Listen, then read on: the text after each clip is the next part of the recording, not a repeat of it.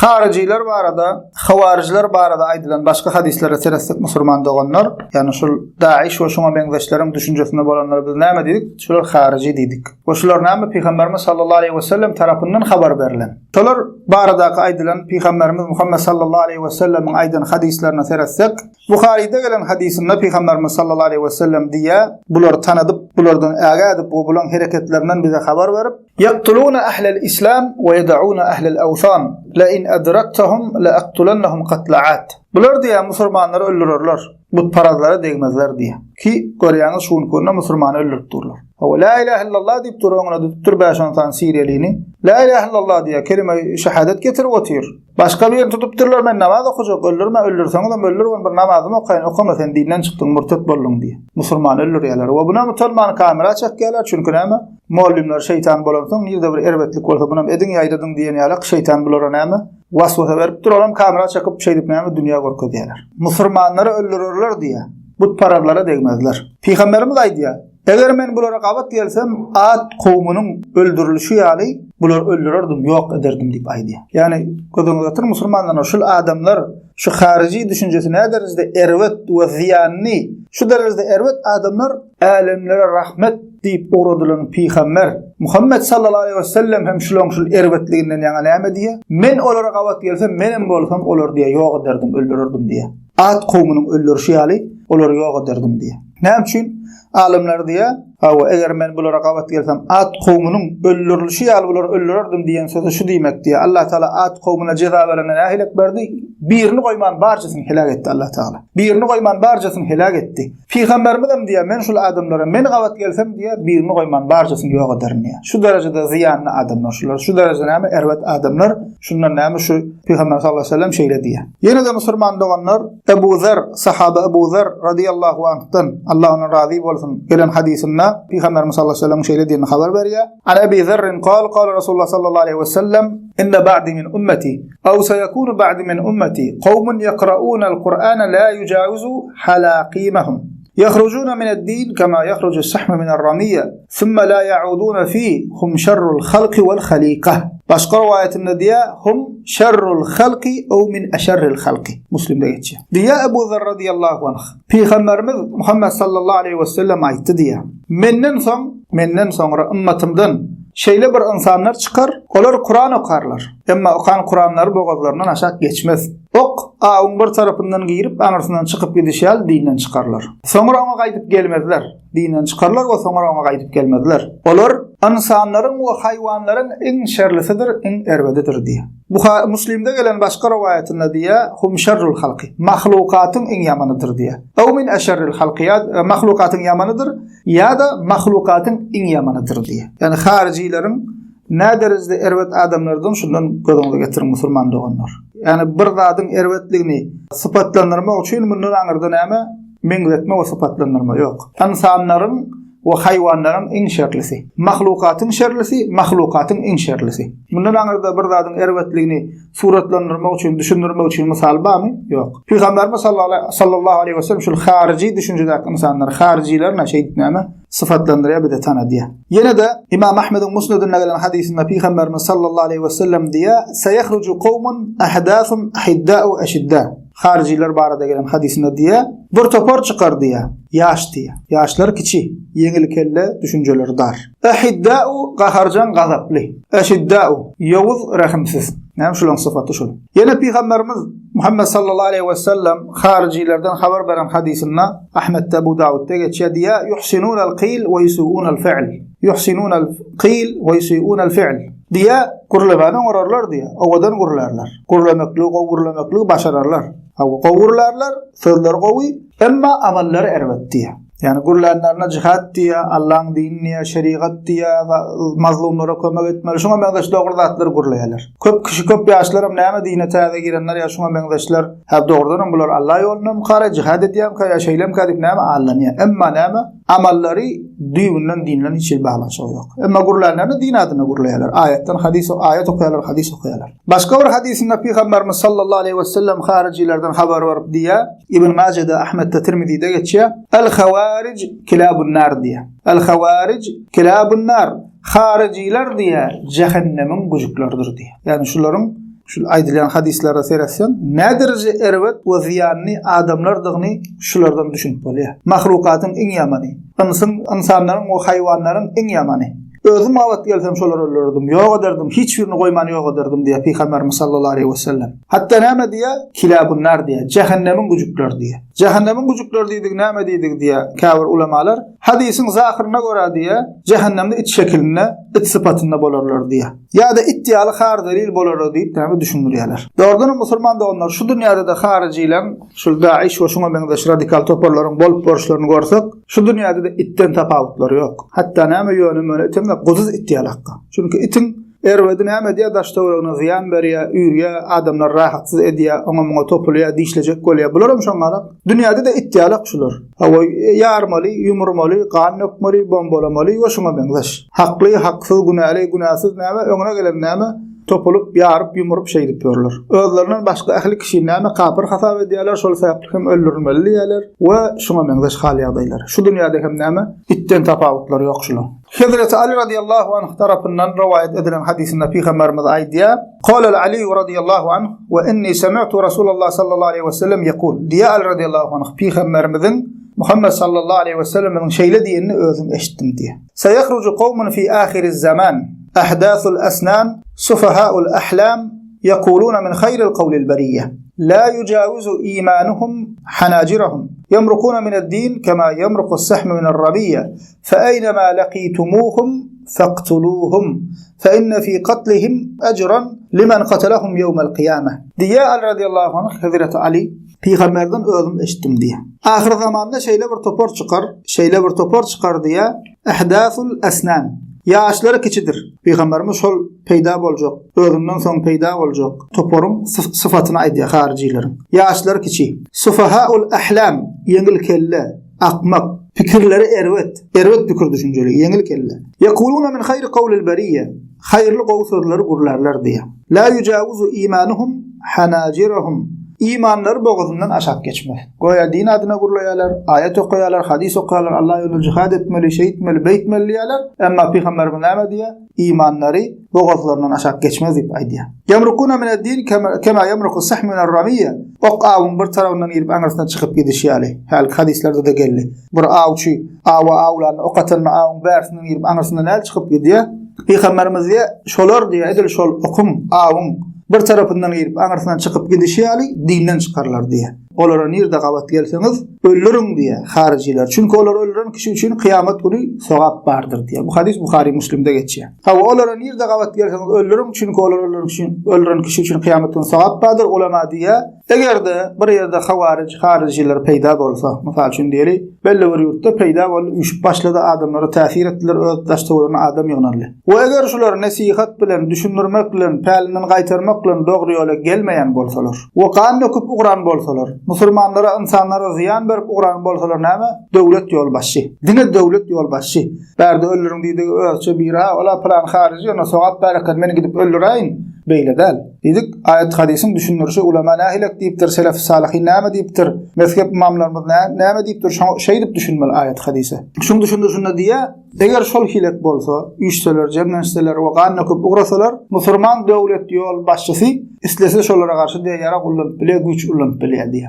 Mysal üçin diýeli şu wagt bir yerin aldylar. Bir owany öz eline geçirdiler, ýalandan biz elimizde saklaýas, biz eýdiýäs, beýdiýäs, şeriat gurýas, näme diýäs diýip ýalan sözlep. Näme döwlet ýala şo tap öz esgerne ugradyp näme? Şolardan seweşip şolar öldürmeklige näme ursat ba dinne ulamalar hem şoň näme şol hadislere esaslanıp şonu aýdýarlar. Çünki başga çäre galanok. Nasihat dinlenoklar, pälinden gaýdanoklar. Şeý diýip öňüne alaýmasam, özleri adamlar öldürüp ýaryp ýumrup ziýan berjekler. Hawa şol sebäpli näme? Dine döwlet ýolbaşy näme şolara garşy güç ulanyp bilýär diýe. Şol ýagdaýda hem şolara garşy seweşdim, sowap ba diýe. Şolara garşy şoň alakka harijiler öldürsem, hawa esger bolup döwletiň şoň alakka näme döwlet ýolbaşy, musulman döwlet ýolbaşy emri bilen şo taýda näme şolara garşy görüşdim, şolar näme sowap ba diýe. Hawa musulmanlar onlar esasy näme harijiler barada aýdylan hadisler esasy şular, başga da kan hadis ba, yani esasy şular. Indi ilkinji harijin kimdigini hal näme agdap geçdik. Ma Peygamberimiz şonu näme diýdi? Bu adamyň soňundan şoňa meňzeşler çykar diýdi. Oşalan syfatlaryny aýtdy. Ýa hadisde okuduk. Nähilek kişiler diýdi, nähilek boljakdyklaryny Peýgamberimiz aýtdy. Awa näme şolardan şol adamyň soňundan şoňa meňzeşler çykar diýdi. Awa namaza goşlaryny görseňiz öz namazyňyza gowunuňyz ýetmez. Orada tutuşlaryny görseňiz öz oradaňyza gowunuňyz ýetmez diýdi. Oşaýdyp näme syfatlaryny aýtdy. Şol ilki okan hadisimizde Zulhuwaysira baradaky we ýa mundan öňki okan geçen hadislerinde Peýgamberimiz şolaň syfatyny aýtdy. Şol Hariciler musulman doğanlar Peygamberimiz sallallahu aleyhi ve sellem tarafından haber berilen hariciler topor halatında bir cemaat halatında haçan peyda boldy. We bir inanç bilen bir itiqad bilen topor bolup topor halatında haçan peyda boldy. Musulman doğanlar şuň jogaby ulamalar diýe şular hariciler eýem özleri topor bilen bir inanç bilen ideologiýa bilen topor bolup Hazrat Ali radiyallahu anhuň döwrüne näme peýda boldy diýip aýdýarlar. Hazrat Ali radiyallahu anhuň döwrüne peýda boldy diýip aýdýarlar. Ýani Hazreti Ali bilen halky Peýgamberimiz sallallahu aleyhi ve sellem hadisde diýdi, musulmanlaryň arasynda bölünüşik bolan, bir ihtilaf bolan wagtynda bular peýda bolarlar diýdi. Aw Hazreti Muawiye bilen Hazreti Aliň arasynda bir meselede düşünşmezlik bolýar, Allah ikisinden razı bolsun. Şol meselede bir zadyň üstünde düşünşmezlik bolanyny şonu bahana edip, ýa-ni Hazreti Ali radiyallahu anhuň goşunundan bir topar